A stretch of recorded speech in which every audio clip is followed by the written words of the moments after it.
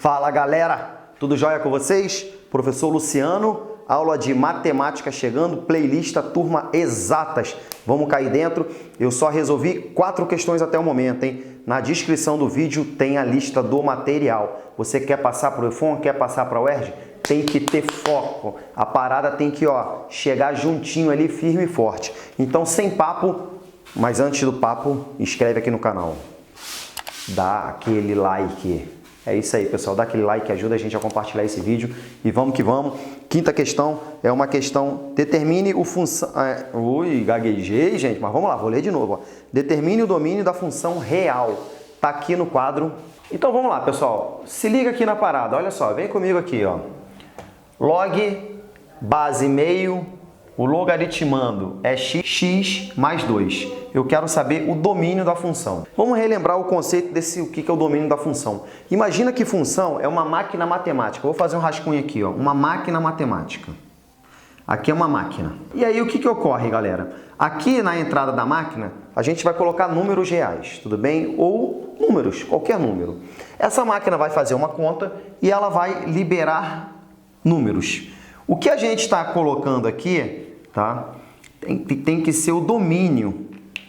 O domínio são os números, então, que a gente pode colocar na máquina. Caso tenha algum número que eu não possa colocar na máquina, ela vai ficar fora do domínio. Porque se eu colocar ela dentro da máquina, ela vai quebrar. Tudo bem? E qual vai ser a conta que essa máquina vai fazer? Vai depender da função, vai depender da fórmula matemática. No caso aqui da minha máquina, ela vai calcular sempre isso aqui. Então, o que eu tenho que verificar, dentro dessa fórmula, se existe algum número que vai me dar problema, que vai quebrar a máquina, ou seja, que vai me causar uma certa restrição. Então, a gente precisa saber e conhecer conceitos de funções em geral. Função exponencial, função logaritmo, função linear e função polinomial e tudo que é tipo de função que tiver aí, modular, trigonométrica. No caso aqui, é uma função logaritma. Então, o que ocorre?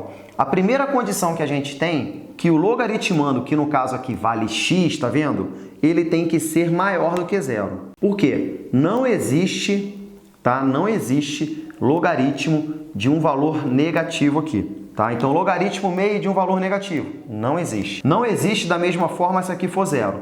Não tem como calcular o logaritmo. Tá ok? Então, se você não lembra dessa questão de logaritmo, tá? Só para você ter uma ideia. Como é que a gente calculava logaritmo? Vamos supor, logaritmo de aqui, vamos supor que seja 2 e aqui 4.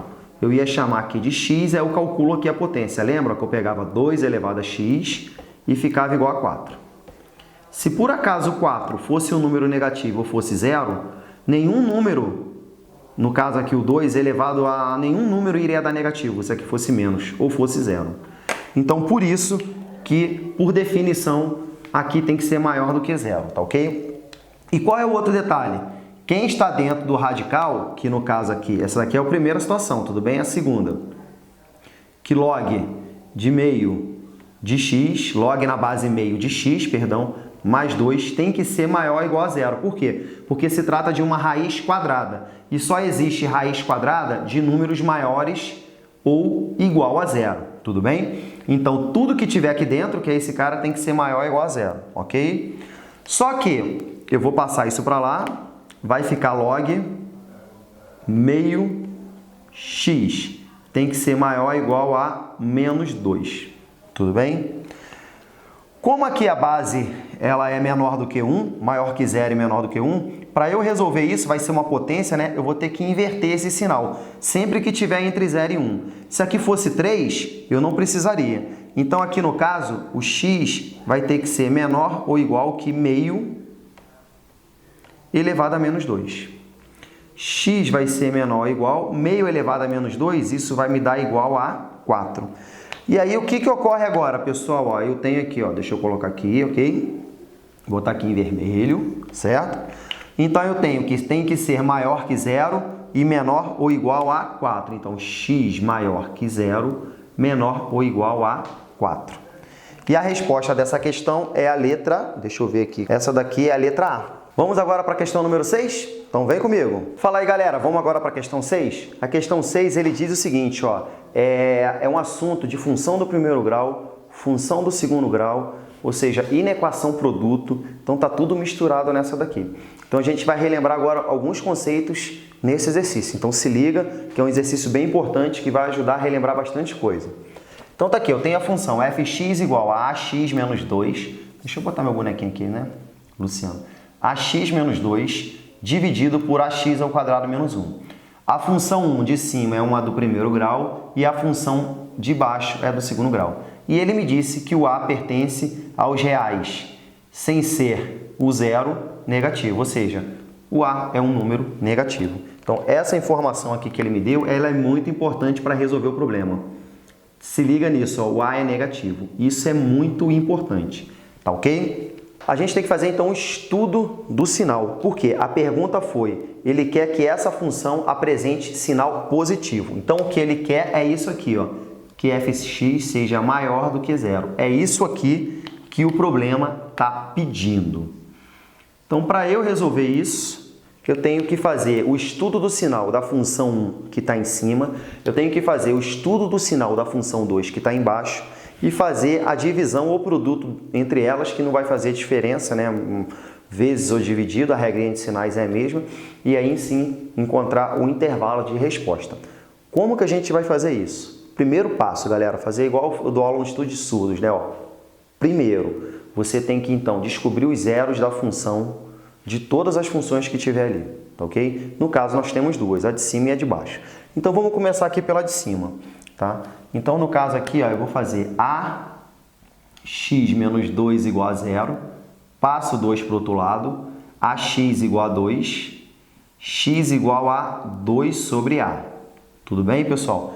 Então, esse daqui é o meu zero da função.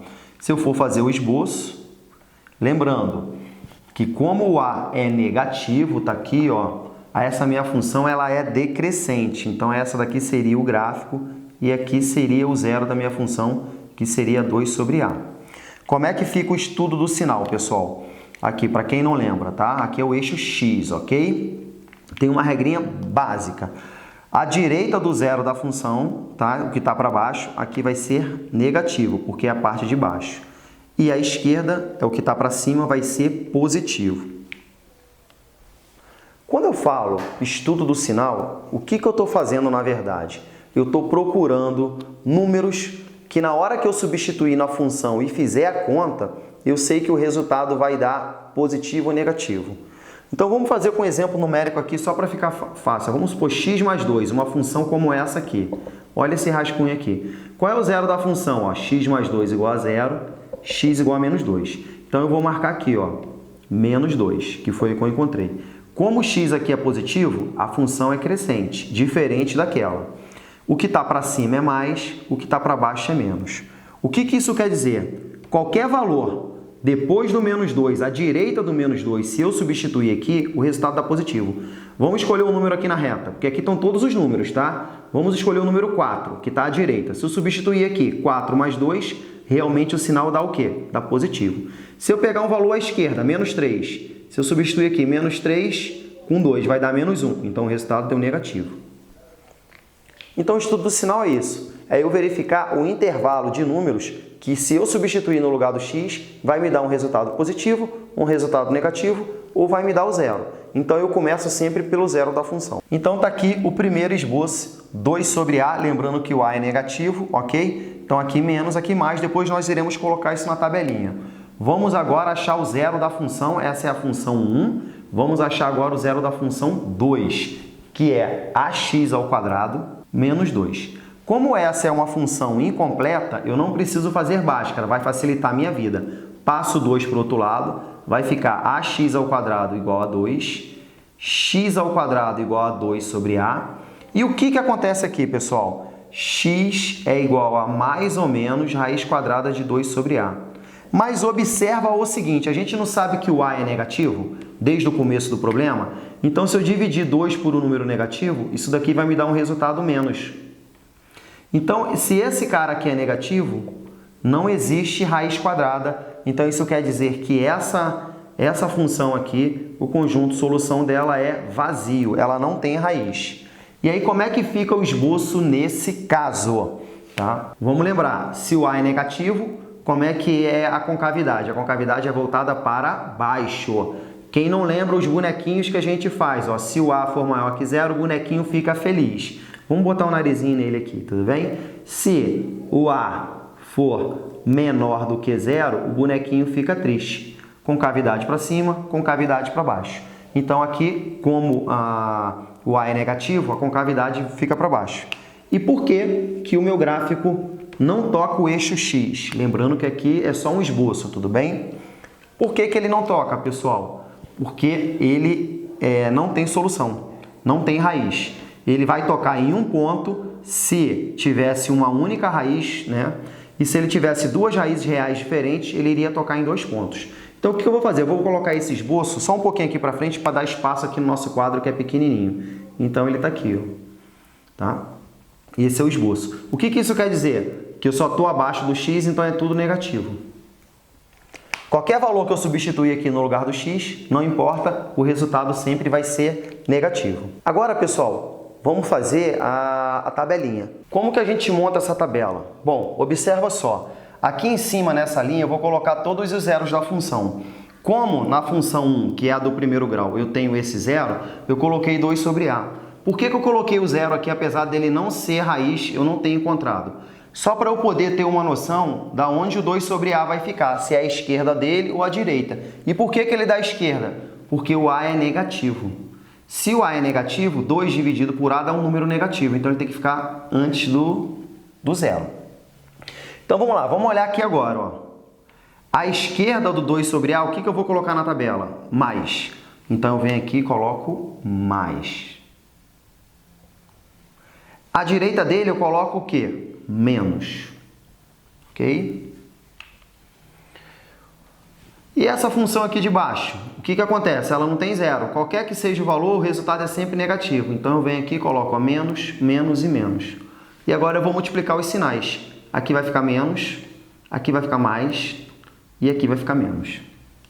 Ele quer um intervalo onde a função ela é positiva. Então ela fica justamente entre o 2A e o 0, ok? Sendo que aqui ela fica fechada, tá? E no 0 ela vai ficar aberta.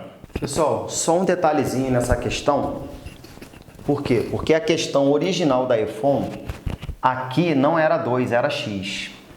Então o que ocorre? Na folhinha que está na descrição do vídeo, você não vai encontrar. Por quê? Na hora da digitação, o professor aqui, em vez de colocar x aqui, colocou 2. Mas está valendo. Coloca x ali agora e tenta você fazer o exercício. Curtiu esse vídeo? Gostou? Dá aquele like. Espalha para geral. Enfim, galera, vamos nessa. Valeu, fica com Deus, que vocês tenham uma ótima semana. Que Papai do Céu abençoe vocês sempre.